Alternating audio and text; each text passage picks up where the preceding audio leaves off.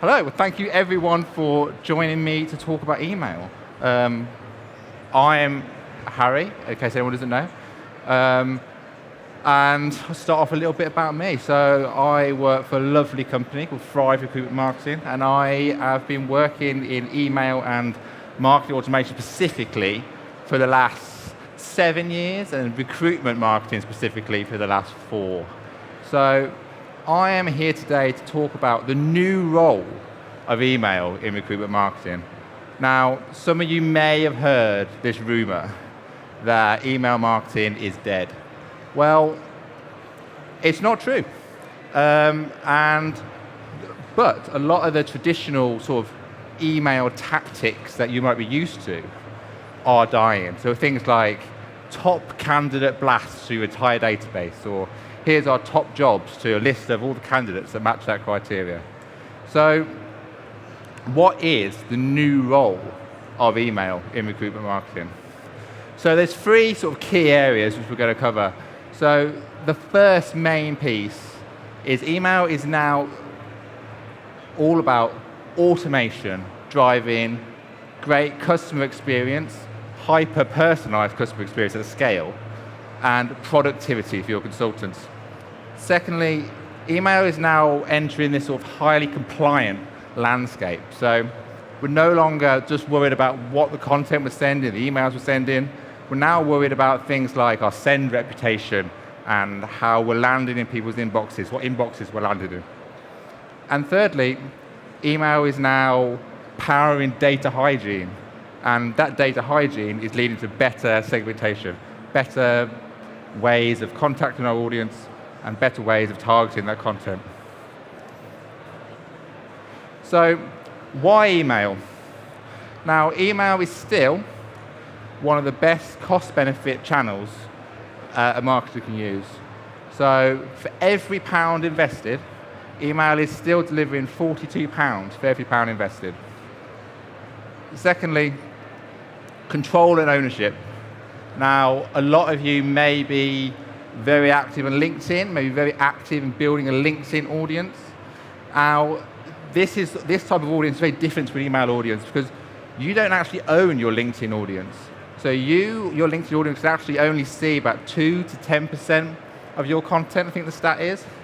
Whereas with an email audience, you own every line of that data. That's your data, and you choose who sees it, and you choose the content they get. And secondly, actually, before I forget about this, email, every line of your email database is actually a tangible business asset. So if any one of you recruitment leader out there, you're thinking about an exit at some point in the future, then every line of your database is potentially adding value to your business. And I think the stat is roughly something like, when they value a business, they look at having a 60% engaged database. So just having a database adds value to your business, and also having an engaged database is adding value to your business. Thirdly, productivity.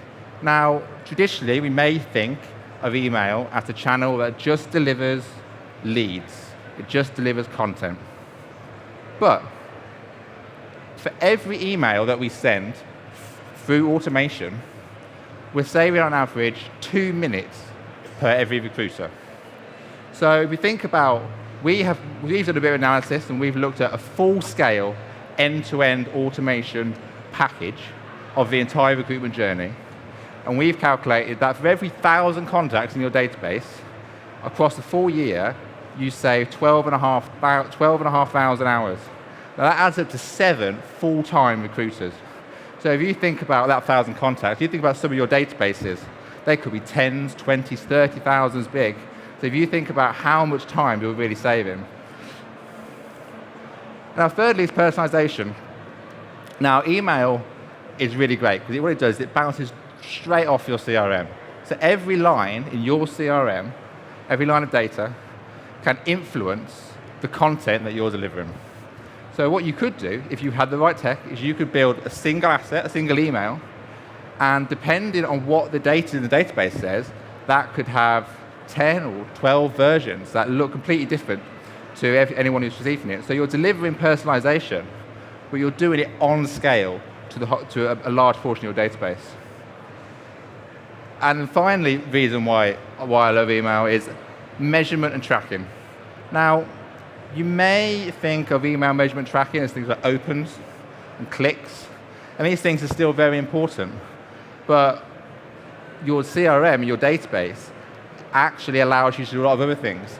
It allows you to measure their behavior. You can see what they're clicking on. You can see which parts of the websites they're visiting. And then we have something called lead scoring. And lead score is really exciting because what it does is you can assign a score or a value to every action that a candidate or a possible client could take. And then as they're taking those actions, those scores accumulate, and then you set a goal score. Let's say our goal score is 100. And every time someone reaches the 100, that can trigger more actions. And that is a great way of quantifying intent. So we're no longer just measuring opens and clicks, we're measuring real intent towards our services. So let's talk about a bit of automation, but what automations can trigger an email? Now, I'm going to leave up on the screen here a few examples of different things in the recruitment life cycle that could trigger an email. But while I do that, I'm just going to talk about what an email trigger is. So for anyone who doesn't know, an email trigger is essentially anything that happens in your CRM can trigger a series of events. This could be an email, it could be a notification to the consultant, it could be a task, it could be an SMS. So any change that happens in your CRM, whenever a certain date is reached, whenever a value of a field changes, this can trigger a series of events. A really great example of this, if any of you here work in healthcare recruitment is incredibly compliance heavy, and compliance is very time consuming for the consultants. You're chasing certificates that are out of date, you're chasing documents. Now imagine if we could deliver all of that through automation. So the CRM sees that the candidate's compliance is out of date in 3 months, sends an email with a survey for the candidate to self-update their compliance, and when it's validated by the CRM, sends a notification to the consultant to say that the compliance is now up to date, and it puts the candidate back in the cycle. So if you think about the real power, the time-saving element of that, then we look at some of these other things like interview stages and life cycle of the client and with their place date. We can really start to see the power that automation brings to the recruitment business. So we spoke a bit about automation, productivity, customer experience, but let's talk a bit about email compliance. Now, a lot of you may have heard of the Google and Yahoo update that came in February, and this really changes the game for email. So Google and Yahoo's main objective is they want businesses now to send emails to their consumers, their customers, that they want to receive. So they've set out a few guides and a few rules that we now have to follow. So for every 1,000 emails that we send, we're now only allowed to get 3 spam complaints. So the consequence of going over that number is quite severe. So you're going to start to see delays in your deliverability, increase in bounces, and eventually you will be blocked and unable to send emails to Gmail accounts at all. So if you think about the operations of a recruitment business, you think about all the contracts you're delivering, or the communication with clients, or the invoicing, if you're doing payroll, all of that is managed through the ecosystem of email. And if you can't deliver to Gmail, that's roughly about 29% of your candidate database. 29%, I think, is the number of emails out there with a Gmail account. So it's about 29% of your candidate database you won't have any contact with. So there's also this number flying around of 5,000 emails in a day. And a lot of people have looked at this and said, well, I don't send 5,000 emails a day, so it doesn't apply to me. Well, actually, it's not the case. Because that 5,000 emails a day, what it simply means is, if on any single day ever you send 5,000 emails from your domain, not just a single email to your marketing list, from your entire domain, you're permanently classified as a bulk sender. And once you're permanently classified as a bulk sender, then these roles apply to that domain forever. So if you think about at Christmas, you send a nice email to all your candidates wishing them Merry Christmas, and that's the biggest email send you have across the year, that one email could then permanently classify you. So ignore that number, and for any business should really be focusing on better email practices to bring spam complaints down.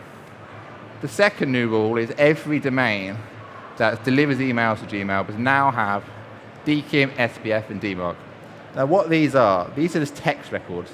And these text records sit on a domain, and what they do is when you send an email, say Gmail, Google looks at your domain, and those text records give it instructions, they tell it what to do.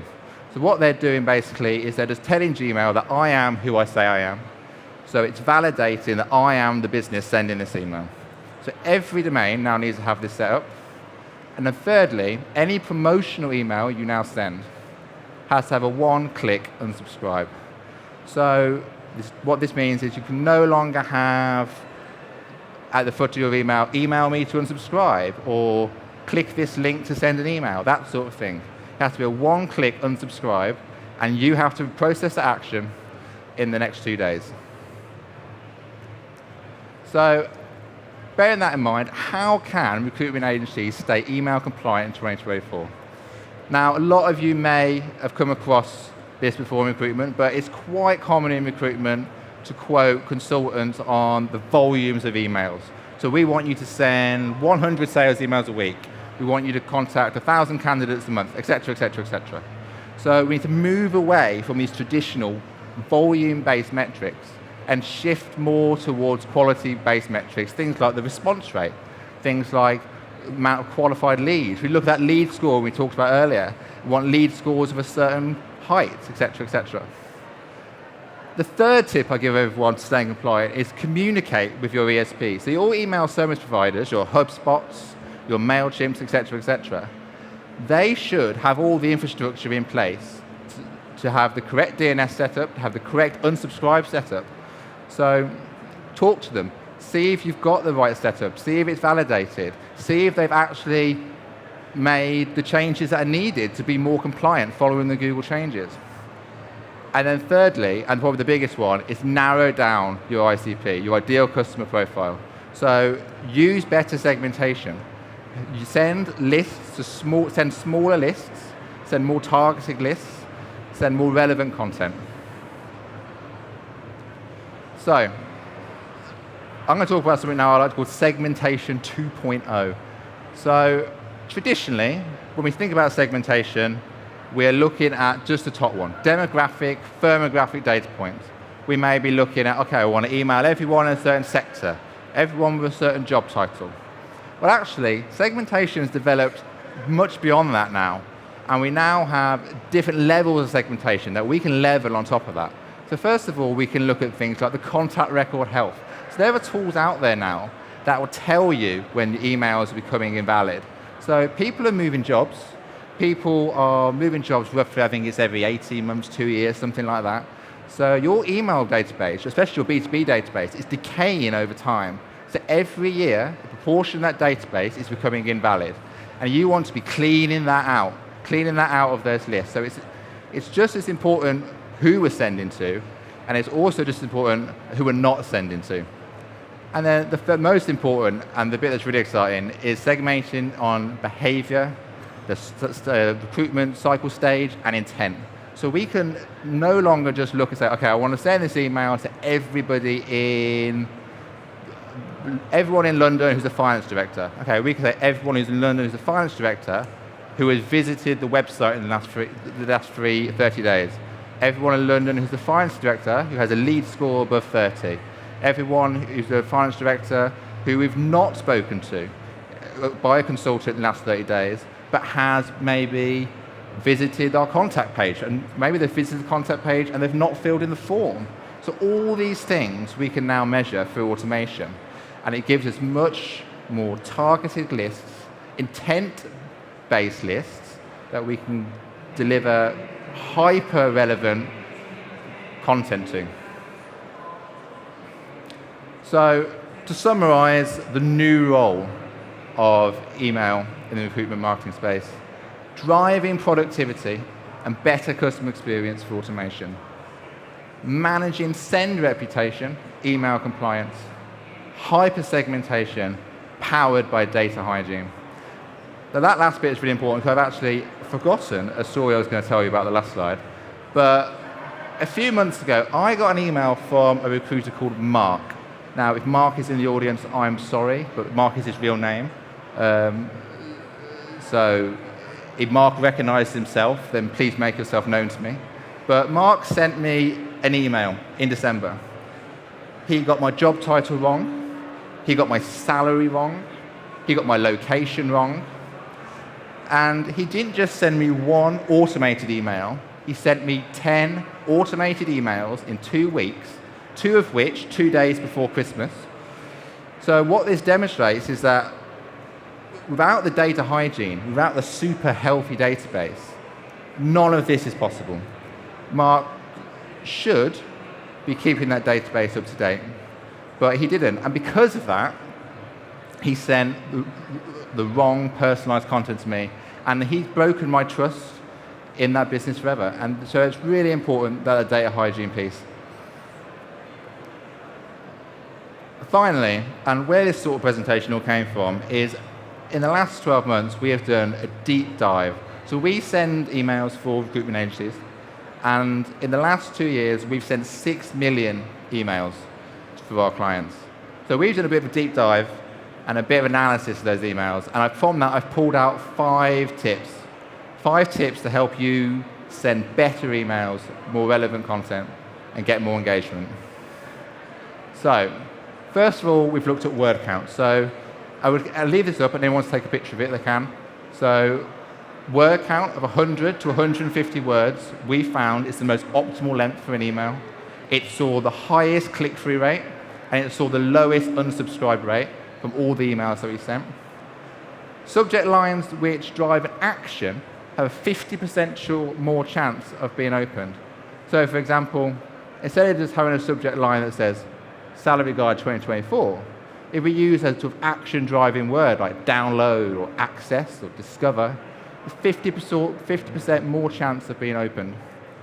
Subject lines which reference a customer's pain point have 34% higher chance of being opened. So you see an example here, download our salary guide. Well, if we compare that to retain more talent with our salary data, referring to that pain point increases the engagement. Subject lines for question mark. If you create a question mark in your subject line, you'll see 18% higher chance of it being opened. And then 64% of our best performing emails use audience targeted CTAs. So we're referring to our audience in the CTA, in those buttons. So instead of saying find out more, we say hire IT talent. We're referring to that IT audience. And then finally, if anyone is interested, we put together a really great infographic report on hyper-segmentation and how you can go about doing that as a recruiter and how some of the benefits. Actually, if you go right to the end of that, it's a really nice case study. It really demonstrates the massive lift in engagement that you get from segmenting by some quite small, simple things. And that's it. That is the end of my talk about email. I do hope it was interesting. Anyone have any questions? Happily answer the questions? No questions? Question at the back.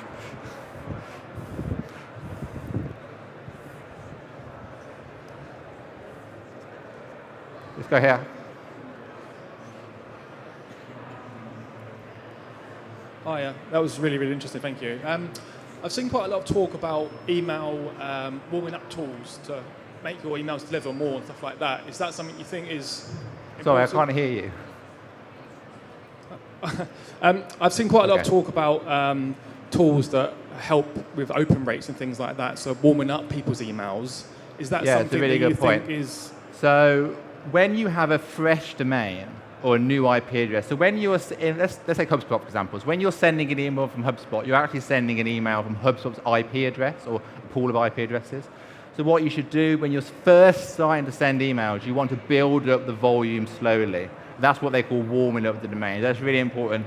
So what Google is looking at is Google is looking at irregular sending patterns. So if you're a company that sends 1,000 emails a day, and all of a sudden, on one random day, you send 50,000 emails, then that is triggered as an abnormal event, and then you're going to see everything that's landing spam.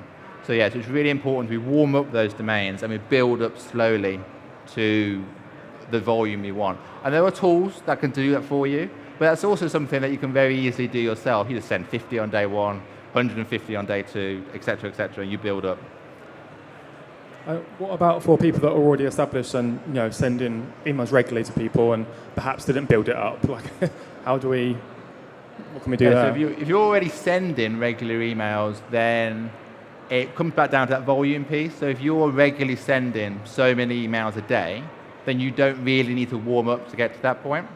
But if you want to increase your volume from, say, 1,000 a day to 50,000, not 50 is a lot, but 5,000 a day, then you should do that gradually over a period of time. Is there any more questions? This guy, because you're by the mic. The Google unsubscribe rate, Yes. so the 0.03%, The spam complaints, yes. Yeah. could that be on one day or is that over a period of time? Yes, so it is measured on any one day. So there is actually a tool called Google Postmaster Tools that you can sign up to. You basically have to just verify that you are the company that has that domain. And then it will basically, there is some measurement tool in there that will show you your spam complaint rate. And then it's on any one day. So actually, if you do it on one day, you are most likely going to start the process of seeing that slow deliverability, those more bounces, and that blocking. But yeah, just keep an eye on that Postmaster Tools day, and if you do see it jump up, then there is a bit of time where you can get it back down again. But yeah, so it's measured on any one day. There's the guy at the back. Thank you so much. It's been a very, very interesting and thought-provoking presentation. I wanted to ask, is there any method or is it mad to use different platforms, such as sending a newsletter from MailChimp and then using a different CRM, the inbuilt CRM, to send out regular emails? Does Google look at it and think, well, this is unusual, they're using two different platforms? So what Google's looking at specifically is they're looking at the top-level domain. So it doesn't matter where the email comes from, they're looking at the domain. So it doesn't matter if your consultants are sending directly from Outlook, if you send 1,000 from MailChimp, if you send 5,000 from HubSpot, it doesn't matter. So they're looking at that top-level, that recruiter.com domain, and they're looking at that for the measurement, yeah. That's what I thought. Okay, thank you very much. Any more questions? We've still got some time. There's one guy down here.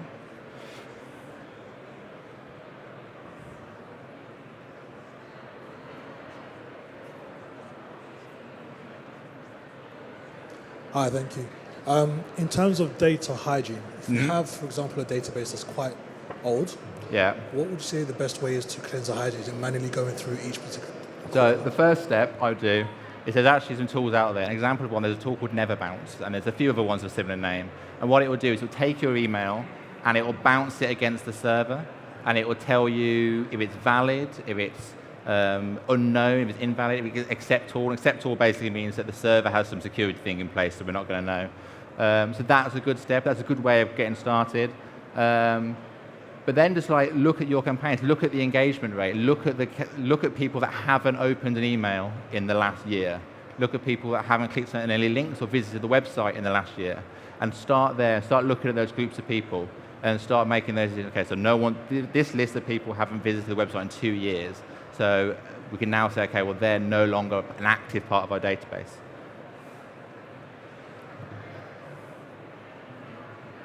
Any more? I think that was all the questions. Cool. Well, I actually finished a little bit early, but thank you very much.